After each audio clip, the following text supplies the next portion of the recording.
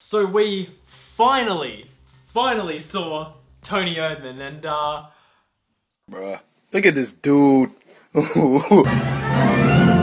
I am so goddamn glad this film exists because it is just fantastic. We've waited so goddamn long for it. First premiered at Cannes. It's been nominated for an Oscar. It's a front runner to win Best Foreign Language Film, and it deserves a Best Picture nomination. it To be deserves a honest, Best Picture nomination. this film is incredible. My god. It's completely hilarious, and basically if I'm pitching the story to you, it's quite bizarre. Basically a hardworking businesswoman who literally does nothing but work hard for her business.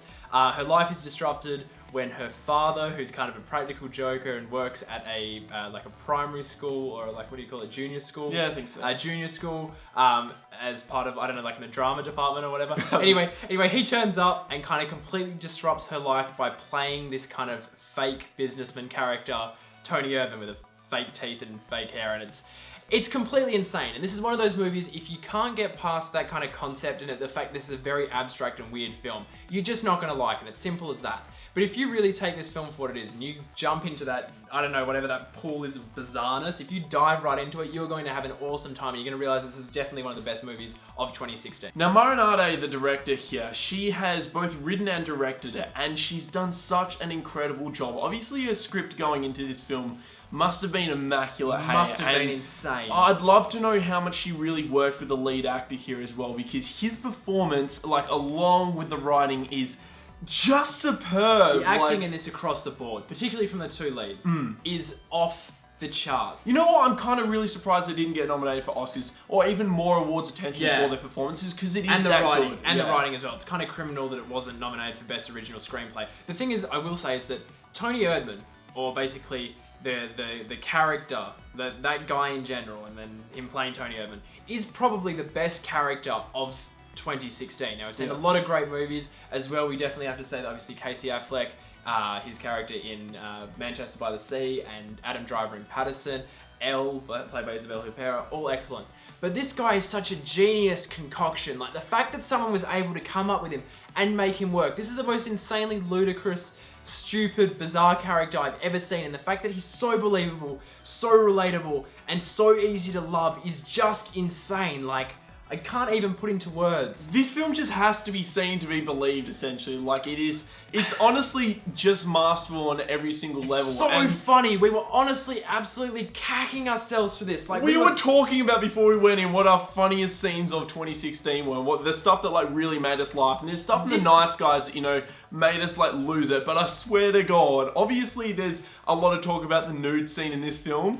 This has the funniest and possibly like the most like heartfelt last half an hour of any movie of the year. Like, honestly, things keep getting so out of control in this movie that by the time you get to the ending, it's like, what is going on? And it leaves you with some really profound kind of heartfelt notes that are worth thinking about reflections of life and why we're here, what is our purpose here. And I think that's a really interesting thing to do with this film. You watch a comedy these days and you get nothing on the return journey, but the thing is with Toni Erdmann, you will.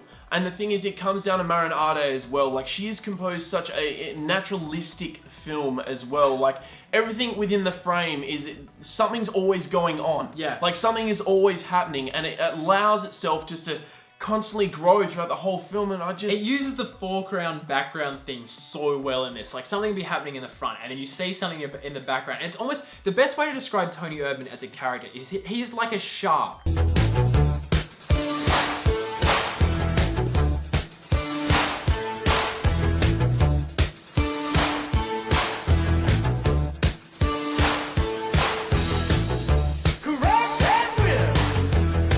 He will just lurk in a scene, and you're like, you're gonna really ruin someone's day here with something that you do, and then it happens, and there's a constant sense. It's like that dread comedy where you're just sitting there and you're like, oh no, it's gonna happen, and then when it happens, it's hilarious, and it happens consistently. And the thing is, as well, as you're saying with the visual style, this is one of those movies where you just don't think about the camera at all. You completely lock into it. And there's certain times where a shot would, I think there was a shot that went for like almost 10 minutes or something. Pretty sure, yeah. And then it wasn't until the shot finished we're like, wait, that didn't cut the whole time. That's really impressive. Like, it's just a really, really well-directed movie. I mean, there's no soundtrack, so there's nothing to comment on there, but it's just a really personal movie that's also easily the funniest movie of 2016.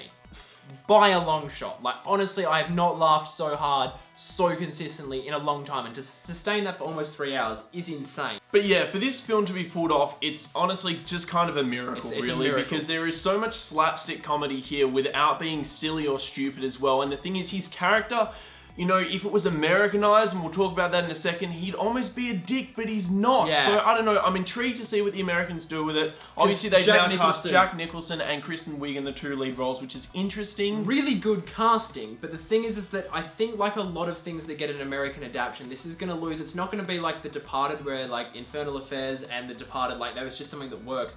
This is a brand of comedy that is specifically European. And I think, like, we key into it because as Australians have this really laid-back culture where we're cool to accept weirdness and that. And I'm not saying in the US it's not, but like, as you can see, the difference between The Office in the UK and The Office in America is so drastic. It's a completely different style of comedy.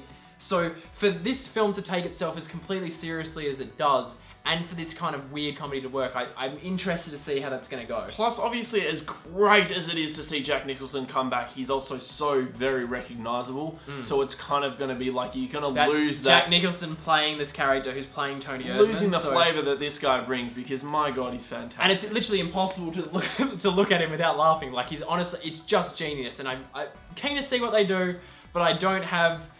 expectations are pretty low. And so on that note, we better rate this film because it is absolutely fantastic. We cannot recommend it more. If you can go see it because this film is so worth your time.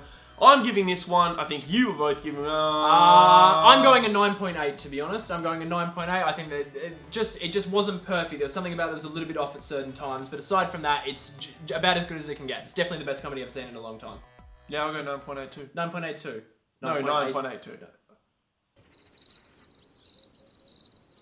So that was our review of Toni Erdmann. Have you seen it yet? Did you like it? Did you hate it? Did you like this video? Of course you did. Crave for more banter? If so, you can subscribe to our YouTube channel down there my somewhere. knee hurts. We're also on Facebook, Instagram, Snapchat, and Twitter at Breaking Banter. Yeah.